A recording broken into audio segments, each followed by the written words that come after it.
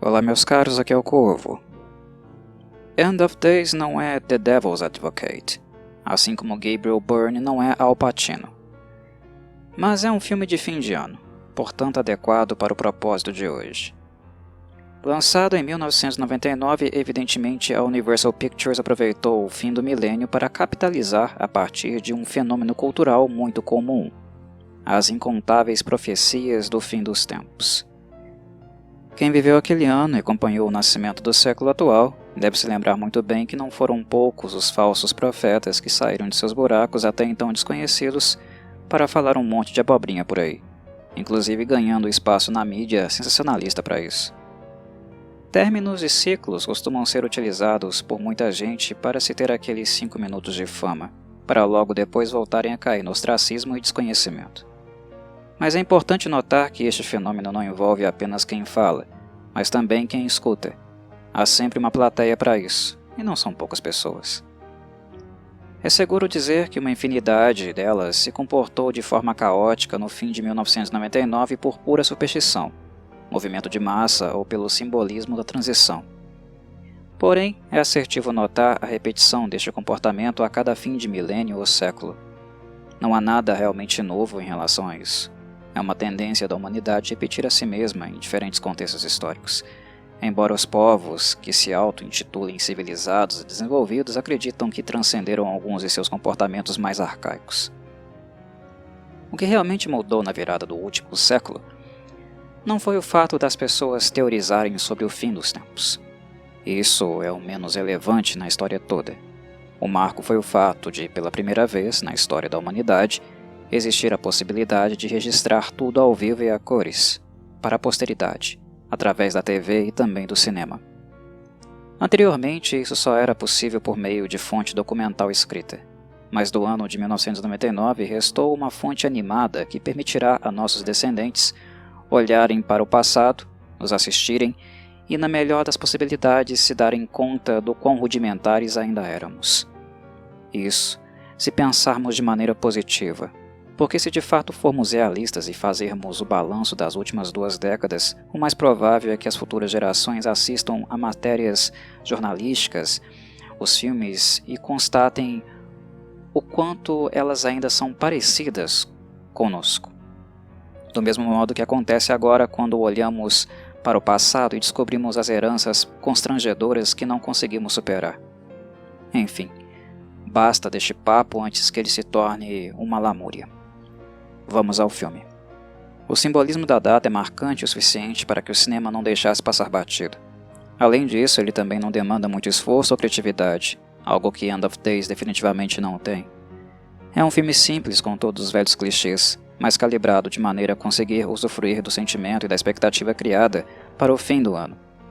De certo modo, quando assistimos End of Days após décadas de seu lançamento, nos damos conta de, historicamente, ele ser um filme que basicamente também se despedia do formato tradicional do gênero ação da década de 80 e 90.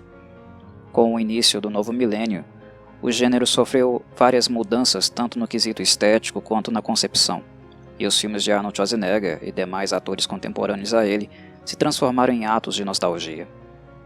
É pela nostalgia que os revisitamos e nada mais. A tecnologia indubitavelmente substituiu a ação humana em cenas de alto risco e tornou cenas humanamente impossíveis algo concreto, retratável por meio da computação gráfica. A premissa do filme é simplória. Com tantos profetas do Armagedon, nada mais óbvio do que beber na mesma fonte que tais pessoas, não é mesmo? Isso automaticamente faria com que a massa se identificasse e quisesse assistir o filme, que por sinal não foi barato. Custou $100 milhões aproximadamente e acabou arrecadando o dobro. End of Days utiliza como conceito a profecia bíblica da ascensão de Lúcifer, convenientemente a encaixando para acontecer na virada do ano. Adiciona-se aí uma jovem mulher que terá de ser deflorada pelo anjo caído para as portas do inferno se abrirem, e Schwarzenegger explodindo tudo para tentar impedi-lo. Voilá! Aí está o filme resumidinho para vocês. Algumas coisas são dignas de nota acerca dele. Primeiro de tudo, e talvez o aspecto mais relevante, é que Schwarzenegger foi exigido um pouco mais cenicamente do que normalmente ele era em outros trabalhos. Há um lado dramático e trágico na história de seu personagem, Jericho, que demanda de Arnold algo além dos músculos. Como sempre menciono e repito nos filmes do austríaco, ele nunca foi bom com dramaturgia. Ele era competente fisicamente, naquilo que de fato ele tinha preparo acima do normal. Em termos de stunt, Schwarzenegger jamais deixou a desejar, em qualquer momento de sua carreira. Para a idade que ele tinha aqui, e levando-se em consideração as limitações esperadas pela faixa etária, seu trabalho continua sólido. Mas foi interessante assistir End of Days principalmente porque o filme exigiu um pouquinho mais dele. Agrada-me muito as obras que tentam tirar os atores de sua zona de conforto. Isso não quer dizer que o filme se tornou um dramalhão ou que fez qualquer exigência muito acima das limitações cênicas do austríaco. Definitivamente não foi o caso. Mas não é por isso que ele deixa de exigir um mínimo dele, o que Arnold, por sua vez, tentou atender. Jericho era um policial que testemunhou contra um criminoso influente. Como consequência, sua esposa e filha acabaram sendo assassinadas em represália. Após este evento trágico, ele perde totalmente a fé e a vontade de viver. Apenas se arrasta de um dia para outro, deixa a força policial e se torna agente de segurança. Jericho é aquele tipo de profissional que sai de casa não à espera de um retorno seguro para as pessoas que ama, pois estas já não mais estarão lá por ele. Na verdade, ele levanta todos os dias esperando tomar aquele tiro que acabará de uma vez com toda a sua miséria. Ele não acredita em mais nada e não espera mais nada. Algo que mudaria apenas durante os eventos do filme, quando uma jovem precisa de sua ajuda para não ser estuprada literalmente pelo próprio Lucifer em pessoa. Jericho é muito depressivo e isso exigiu que Arnold tivesse que fazer uma forcinha para aparentar estar na fossa, com o humor sempre para baixo e em constante sofrimento. O trabalho final dele foi bom nesse sentido? Avalio que não. As atuações não são o forte deste filme. Inclusive Gabriel Byrne também deixa muito a desejar como Lucifer.